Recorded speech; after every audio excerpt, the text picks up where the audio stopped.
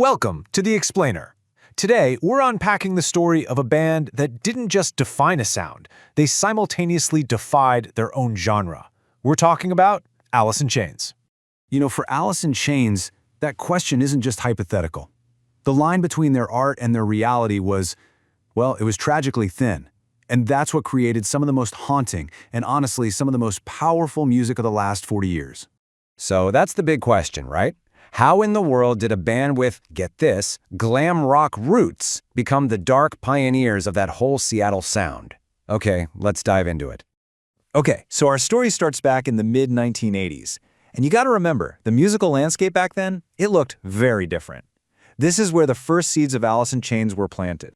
So think about the other big Seattle bands, right? Nirvana, Pearl Jam. A lot of their DNA comes from punk rock and classic rock. But Alice in Chains? Nah, they were coming from a completely different place. Their roots were in the sludgy, heavy metal sound. And that right there, that's not just a minor difference. It's everything. It's why they sounded heavier, darker, and way more complex than pretty much anyone else at the time. And just look at this timeline. It's kind of wild, right? You've got Layne Staley starting out in a glam band called Sleeves. We're talking pink hair, satin suits, the whole 9 yards. Then that morphs into this concept band called Alice in Chains that was supposed to play metal in drag. I mean, you can't make this stuff up. But then everything changes in 1987. Layne meets guitarist Jerry Cantrells at a party. They end up becoming roommates in a rehearsal studio, and boom, that's it. That's the partnership that would literally change the face of heavy music. All right, so the lineup is set. They're signed to a major label, Columbia Records, in '89. Everything seems like it's pointing towards a massive breakthrough, but yeah, it didn't exactly happen overnight. So they released their debut album Facelift in 1990, and in the first 6 months, it sells less than 40,000 copies. I mean, it was a total slow burn. The sound was there, that heavy, brooding thing they do so well, but it just wasn't catching on right away. The market was still all about hair metal at that point. But then, one thing changed everything: MTV. They put the video for Man in the Box into heavy rotation, and suddenly, that less than 40,000 copies, it turns into 400,000 copies sold in just 6 weeks. That video, with that talkbox guitar riff and Layne's incredible voice, it just connected with people on a massive scale. And just like that, Alice in Chains went from being a Seattle band to being absolute global rock stars. And if Facelift kicked the door open, their 1992 album, Dirt, just blew the whole building down. This album cemented their legacy, period. Commercially, it was a monster, debuting at number 6 on the Billboard charts and eventually going 5 times platinum. But the real power of Dirt? Wow. It was its brutal, unflinching honesty. The lyrics were basically a diary of addiction, trauma, and war. It was this raw, open wound of an album, and it's an absolute masterpiece because of it.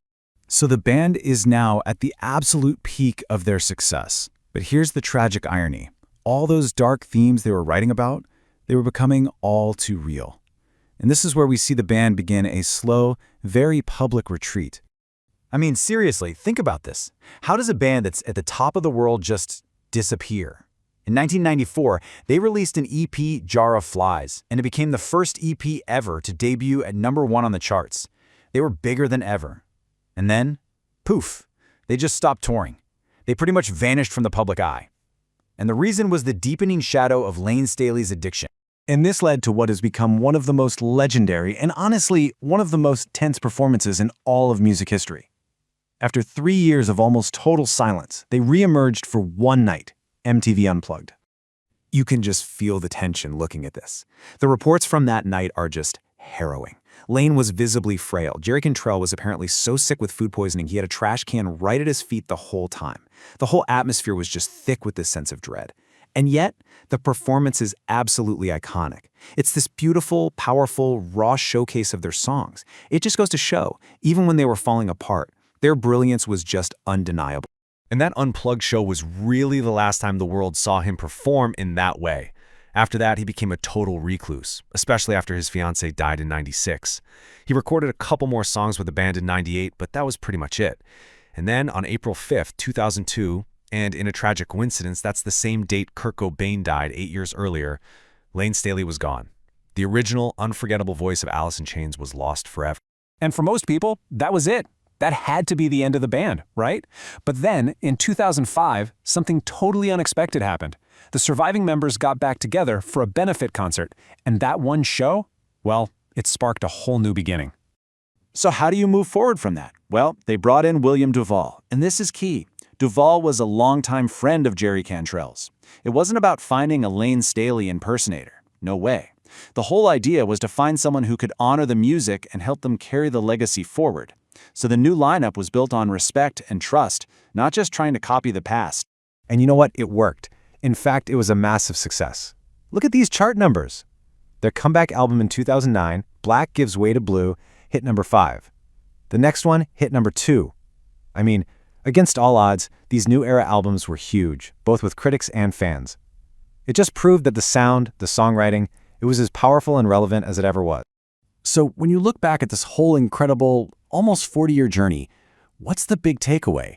Why does this band, Alice in Chains, still resonate so deeply with so many people? Well, a huge part of it comes down to their sound. It's just uniquely theirs. The core of it is these incredible vocal harmonies that Jerry Cantrell writes. They're not pretty necessarily. They use these dissonant notes that create this tense, brooding, almost ear-jangling texture, as it's been called. That was the sound he and Layne perfected, and it's the sound he and William DuVall have carried forward just brilliantly.